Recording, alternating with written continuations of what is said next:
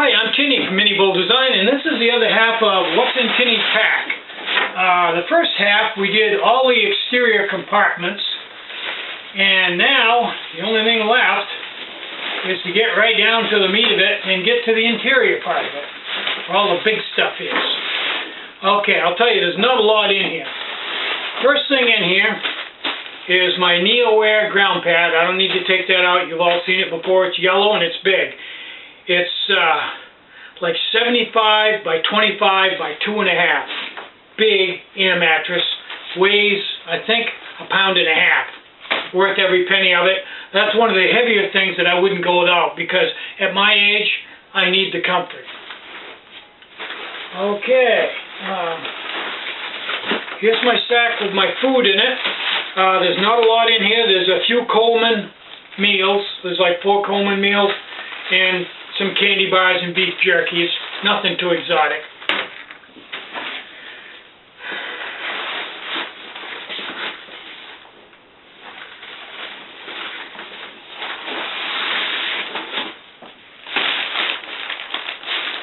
Forgot what was in here. Okay, this is clothing. Not a lot to talk about here, but I know you'd love to see it, so, and to refresh my memory, let's see what we got in the clothing bag. Okay, first thing I got is a good warm socks with the anti-skid rubber bottom, and my feet get wet. Talk about this in a minute. Bandana, bug net for your head, sleeveless synthetic shirt, a leg wrap in case I sprain my ankle. Don't ask me where I sealed my clothes, there wasn't anywhere else to put it. And a good pair of buzz-off convertible synthetic pants. Okay, those all are pretty much self-explanatory. I know these should have been synthetic socks or wool, and they will be. Now, I had a synthetic hollow fiber Patagonia sweatshirt in there that was a little heavy. And I really fought whether to keep it or not. I really wanted to keep it in the pack, but it was bulky and it was somewhat heavy. It weighed like 1 pound, I don't know, 12 ounces. But anyway, one of them had to go. Either the raincoat had to go or the sweatshirt had to go. Now, to be perfectly honest, the only time I've ever worn the sweatshirt was in the evening after a long day when the sun went down, and I wore it, but I just as well could have got along by putting on something for a light windbreaker or climbing into my bag. So I really didn't need the sweatshirt. And since we were trying to trim this right down to the minimum, the sweatshirt went. I've got a really good high quality tape seam Gore-Tex raincoat here that if you put it on it's plenty warm. And let's face it, if I'm caught out in the rain, the sweatshirt's not going to do me any good. So I had to have a raincoat. So that pretty much explains that. It was a tough decision, but that's what I did. Okay, this is my Montbell Hugger sleeping bag. Weighs 1.5 pounds, 30-degree bag. Obviously not going anywhere without that, and it's in a waterproof sack because it's Grey Goose down, and if you get it wet, it's going to be heavy, and it's not going to keep you warm. So I keep it inside of a waterproof, sealed stuff sack. Now we're down to one item.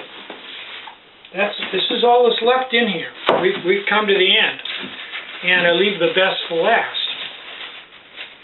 Inside of this waterproof sack, I have my cook kit. And that consists of DBC, Dutch beer can, with a Tinny lid. The scissors I was telling you about to open my food packs. The top just rips off and there's a Ziploc, but the packs inside are just endless bags that have to be cut open, and they're like Kevlar. So this works really great to open bags. And to drive my point home about getting cut, with a pair of scissors, you're never pulling or pushing.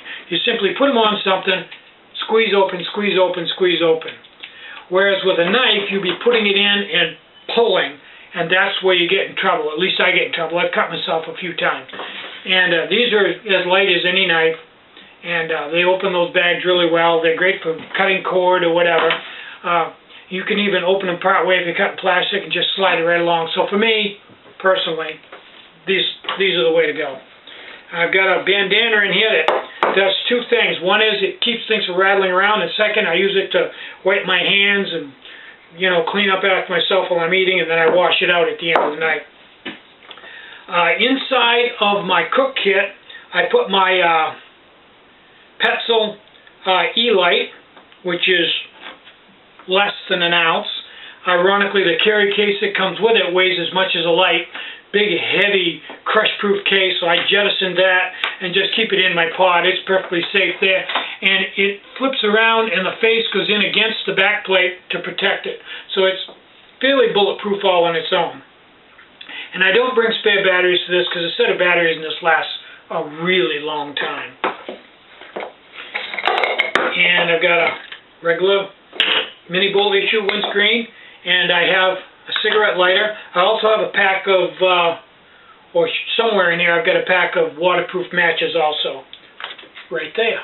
These are amazing. These are Coleman waterproof matches, and you can hold these things underwater for 10 minutes, take them out, strike them, and they'll light right off. I don't think they're real high-tech. I just think they're plastic coated so that the water just can't get through the plastic. But I was amazed how good they are. That's usually what I light my stove with. Then I got my bandana. And I've got a 5x18 pot stand. I prefer that over the stove with the legs. That's my call. I think it's a little steadier, and since it goes right over my stove carry case, it doesn't take up any extra space. And I've got a standard carry case, and inside I've got a standard issue M4 stove with a 4 1/8 ounce bottle nipple cap.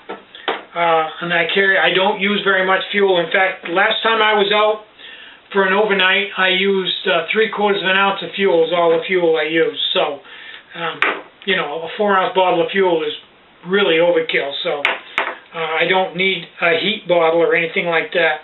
And that all fits back in this little case, and is very compact. And that, my folks, is everything in my pack. If you got any questions, put them in the comment section or email me at tinny@minibowldesign.com. One question I got from the last video when I did the outside the pack was, what happened to your Hiker Pro filter? I still have it, and an extra filler for it, but it's heavy. And since we're trying to go light, you have to go any way you can to get rid of weight, and the Hyperflow was much lighter than the Hiker Pro. So the Hyperflow won the day. Not as good a filter, but much lighter. And since we're going for weight here, you know, that's the way it works. Just like losing my sweatshirt, one of my prized possessions, but I can do without it, so it's not in there.